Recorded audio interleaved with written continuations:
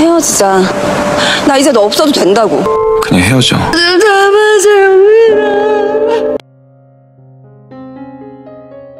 Pada tahun 1986, Cho Yong Pil dan Cho Samdal dilahirkan oleh ibu mereka di hari yang sama. Kedua orang tua mereka adalah teman akrab, jadi menurut dukun beranak di sana, makanya mereka bisa melahirkan di hari yang sama. Banyak yang mendoakan kedua bayi mungil itu akan berjodoh. Lalu, sebelum Samdal atau Eunhee dan saudarinya kembali ke Samdalri, itu semua karena netizen yang mengulik kehidupan pribadi Eunhee dan saudari-saudarinya yang menurut orang-orang juga bermasalah. Kakaknya dituduh menceraikan seorang konglomerat setelah membuang-buang uangnya. Lalu adik bungsunya yang bermasalah dan mempunyai anak di usia muda. Para reporter pun datang ke rumah mereka, seolah mereka tidak mempunyai privasi sama sekali dan mau lari kemana lagi kecuali mereka kembali ke kampung halaman mereka di Samdalri. Hai.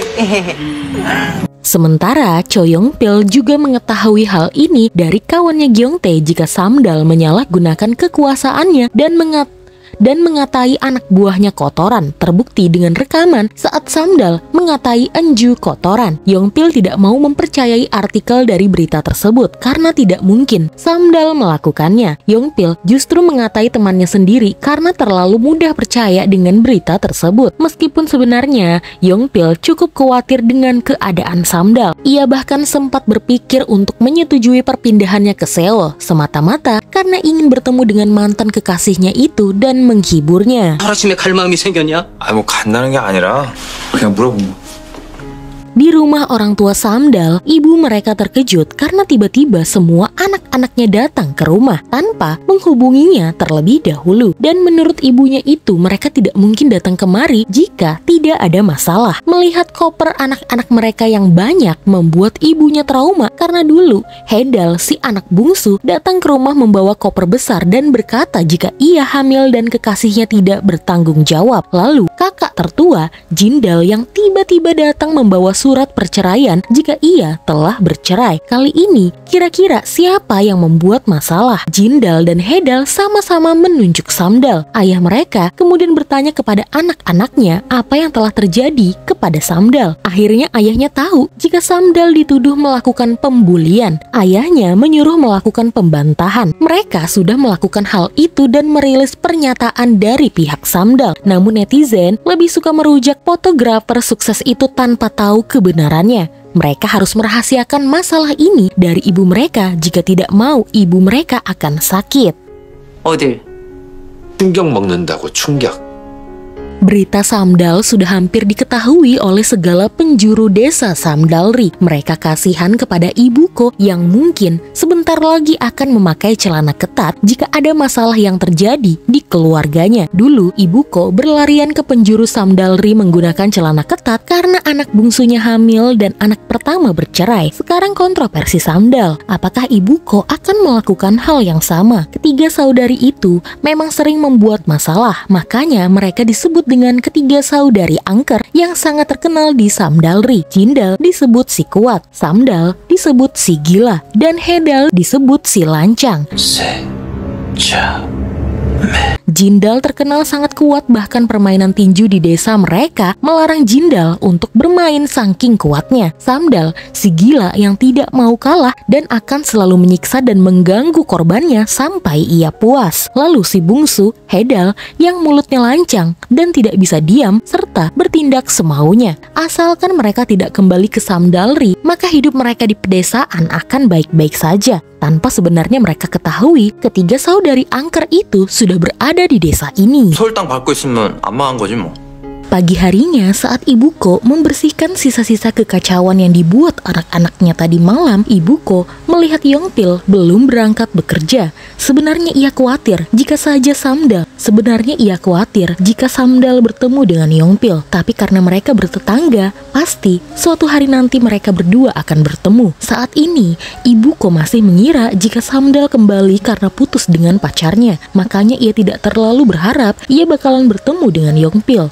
Yongpil masih tidak tahu jika Samdal sudah kembali ke rumah. Ia masih disibukkan dengan kehidupannya yang tinggal berdua dengan ayahnya. Ayahnya khawatir karena putra satu-satunya ini masih belum menikah. Ia berusaha menjodohkan Yongpil dengan seorang guru, tapi Yongpil menolak. 장가갈까? 다음은 아버지가 장가가. Karena mereka pulang, maka ini kesempatan bagi Ibuko untuk membawa anak-anaknya berkebun. Mereka harus bekerja terkecuali Samdal. Ibuko tidak ingin anak keduanya itu dilihat oleh orang-orang Samdalri karena mereka akan berpikir karir Samdal sedang hancur, makanya ia balik ke desa. Padahal menurut Hedal sudah jelas karena ibu mereka tidak mau Samdal bertemu dengan Yongpil. Menurut Kyongtae, ia bercerita kepada rekannya jika dulu hubungan Yongpil dan Samdal cukup panas. Dari teman kemudian muncul perasaan. Bahkan Yongpil mendukung karir kekasihnya itu. Namun saat Samdal sekolah ke luar negeri, Samdal dan Yongpil putus dan sejak saat itu Yongpil hidup bagai zombie. Ia tidak pernah terlihat berkencan dengan siapapun lagi. 쫓아 못하고 지금 저러고 사는데 이제 그 얼굴 가지고 미친놈도 아니고. 아니 아직 그분을 러브? Sementara di rumah, Samdal masih sempat membaca komentar buruk tentang dirinya. Ia sempat menangis karena melihat kata-kata kasar dari orang yang tidak tahu apa-apa tentangnya. Ia sampai tidak sadar jika ia sudah minum air panas dan minuman coklat itu melebar ke bajunya. Untuk menghibur dirinya, ia kemudian berniat untuk nonton TV. Tapi rupanya, baterai remote TV itu habis. Ia pun mencari-cari cadangan baterai di dalam lemari, namun tidak ketemu juga. Tiba-tiba, sebuah suara yang ia kenali memanggil ibunya. Suara itu adalah suara Yongpil yang ingin menemui Ibuko.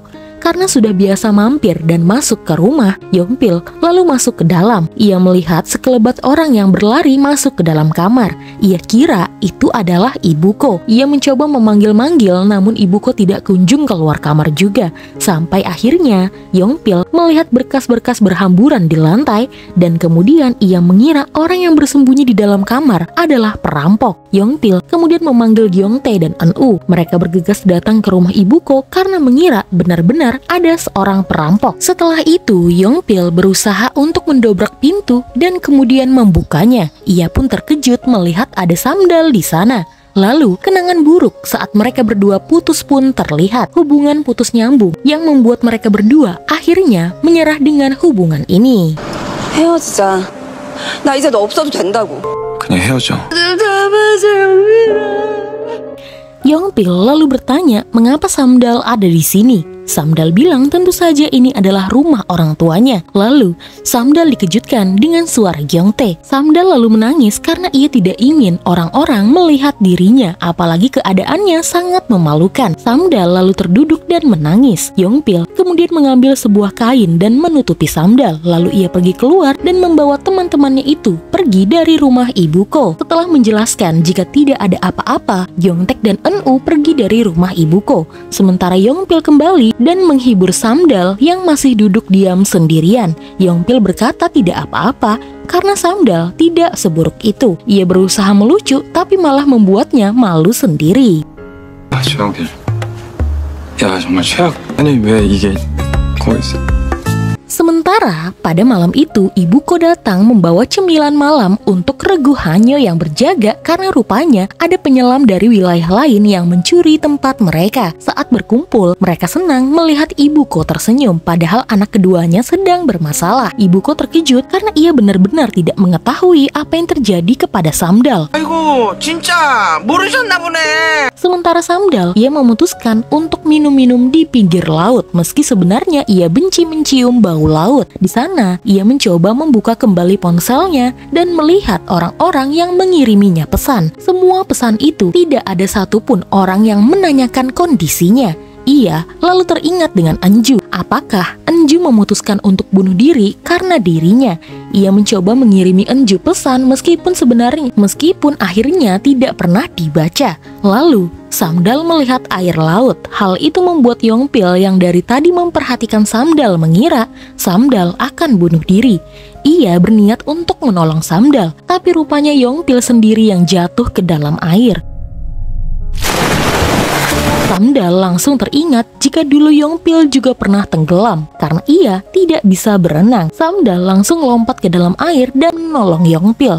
Teringat jelas di dalam benaknya jika dari kecil mereka sudah disebut sebagai belahan jiwa karena selalu bersama. Apakah kali ini Samdal juga kembali untuk bersama belahan jiwanya? Sebenarnya tanpa Samdal ketahui, setelah mendengar tentang kontroversi Samdal, Yongpil sempat pergi ke Seoul untuk melihat studio pameran Samdal yang dibatalkan. Ia bahkan menulis di buku tamu di sana. Ia bahkan menulis namanya di buku tamu di sana. Padahal menurut penjaga studio itu percuma saja karena akan dibuang. Namun setidaknya menurut Yongpil, fotografer Eunhee memiliki 1 orang pengunjung.